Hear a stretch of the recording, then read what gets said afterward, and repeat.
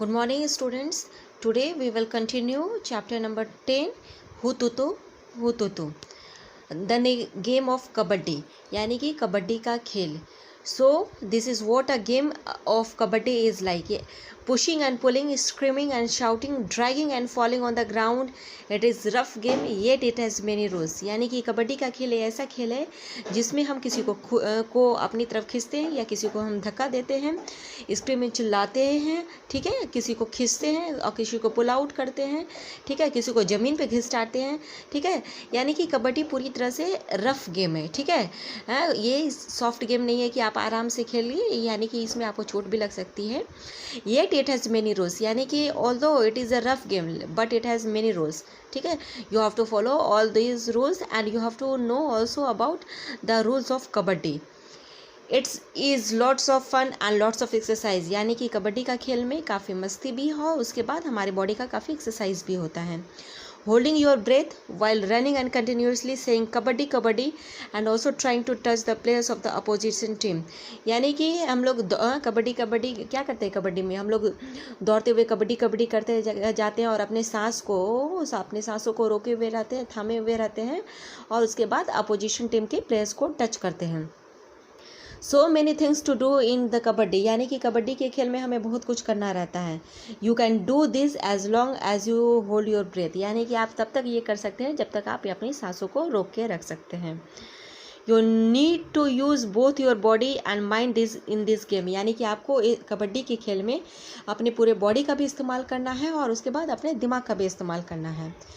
You have to use your strength to pull और stop the players, यानी कि आपको अपनी ताकत का भी इस्तेमाल करना है ताकि आप प्लेयर्स को अपनी तरफ खींच सकें या आप प्लेयर्स को पुश कर सकें, ठीक है. At the same time you have to think about how to enter the other side, आपको उसी टाइम में ये भी सोचना है कि आपको अपोजिशन टीम में के साइड आप कैसे रेड करेंगे. You have to decide whom to touch quickly and come back, यानी कि आपको ये भी डिसाइड करना है कि आपको किसको टच करना है और किसको टच करने के बाद आप वापस आएंगे. If you get caught then how do you reach the line in the center, यदि आप पकड़े जाएंगे तो आप कैसे बीच के सेंटर लाइन को आप टच करेंगे, ठीक है. It is very important rule for the kabaddi, यानी कि कबड्डी के खेल में आपको रूल्स रेगुलेशंस को फॉलो करेंगे, यानी कि how central line is important, how lobby is important, what where the players have to stay, ये सारे रूल्स को फॉलो करना रहता है. यानी कि आपको कितने टाइम मिल रहे हैं उस पार्टिकुलर टाइम में आप रेड करेंगे, तो these are the rules of some kabaddi, ठीक है. So moving to the next page, here it is. Try to hold your breath and keep saying kabaddi kabaddi. How many times could you say it, यानी कि आप अपनी सांसों को थामे हुए रहते हैं और बोलिए आपको कि कबड्डी कबड्डी, तो आप काउंट कीजिए कि आप कितनी बार कबड्डी कबड्डी बोलते हैं, ठीक है. नेक्स्ट है कि how many times can you say it while you are playing kabaddi, is there any difference, यानी कि कह रहा है कि जब आप आराम से बैठे हुए हैं और उस समय आप कबड्डी कबड्डी कर रहे हैं, ठीक है, जब आप आराम से बैठे हुए हैं उस समय आप कबड्डी कबड्डी कर रहे हैं और या आप जिस समय खेल रहे हैं उस समय आप कबड्डी कबड्डी कर रहे हैं, तो दोनों के टाइम में आप कितना ही बार आप कबड्डी कबड्डी कह सकते हैं, ठीक है, ठीक है. नेक्स्ट है कि तो दोनों में डिफरेंस ये होगा क्या कि आप जब आराम से बैठे हैं तो आप मैक्सिमम टाइम कबड्डी कबड्डी कह सकते हैं, लेकिन जब आप खेल रहे हैं तो आप फिर थक जाते हैं तो उसमें आप बहुत कम बार कबड्डी कबड्डी कह सकते हैं.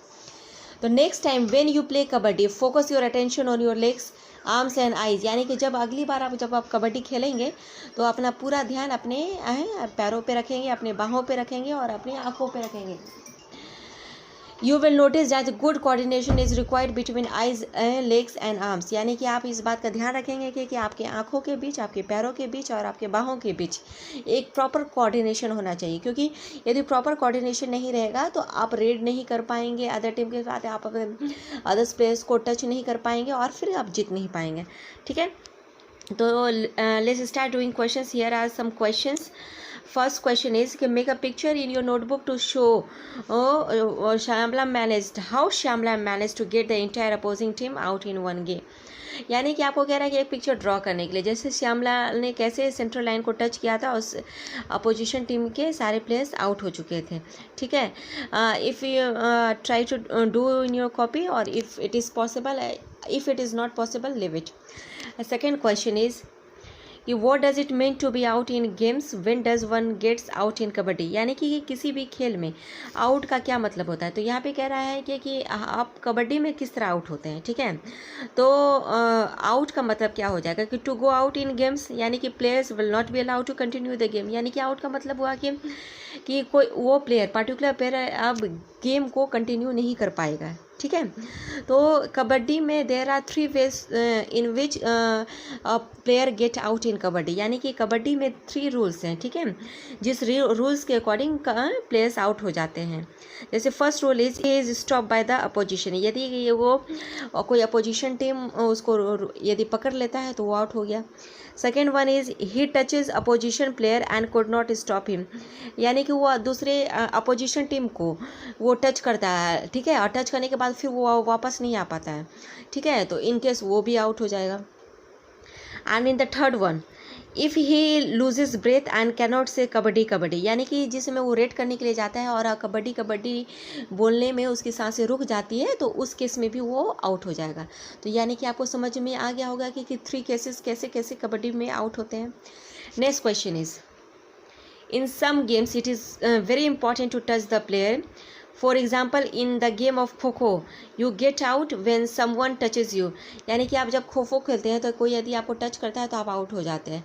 You also get your turn by someone touch, यानी कि जब आपको कोई और छूता है तो भी आप आउट हो जाते हैं। Name some games in which it is very important to touch the players, यानी कि आपको 3 गेम्स के नाम लिखने हैं, यहाँ पे लिया हुआ है, यानी कि 3 गेम्स के आपको नाम लिखने हैं जिसमें आपको प्लेयर्स को टच करना ज़रूरी है, ठीक है। तो आपके पास 3 गेम्स के कौन कौन से हो सकते हैं। तो एक तो सबसे पहले आपके पास हो गया कबड्डी कबड्डी, ठीक है, आपको कबड्डी गेम हो गया। नेक्स्ट हो गया खो खो हो गया, जिसमें आपको प्लेयर्स को टच करना रहता है। नेक्स्ट हो गया आपको छुपा छुपी, छुपा छुपी में भी आप प्लेयर्स को टच करते हैं। नेक्स्ट हो गया क्या रेसलिंग, रेसलिंग में आर्म रेसलिंग, उसमें भी आप प्लेयर्स को टच करते हैं। फिर है क्या hide and seek, hide and seek में भी आप प्लेयर्स को टच करते हैं, ठीक है। नेक्स्ट क्वेश्चन इज, आप यहाँ पे देखिए नेक्स्ट क्वेश्चन को, इन kabaddi the entire team was out because Shyamla had touched the line. What are some other games in which the central line is very important? यानी कि श्यामला ने जो सेंट्रल लाइन को टच कर लिया था तो अपोजिशन टीम के सारे प्लेयर्स आउट हो चुके थे। तो आपको ऐसे ऐसे 3 डिफरेंट गेम्स के नाम बताने हैं जिसमें सेंट्रल लाइन को टच करना नेसेसरी है, ठीक है। तो आपको आपके लिए फर्स्ट क्या हो जाएगा, आप फर्स्ट गेम का नाम हो जाएगा जैसे टग ऑफ वॉर, नेक्स्ट हो गया badminton and the next one is table tennis, ठीक है।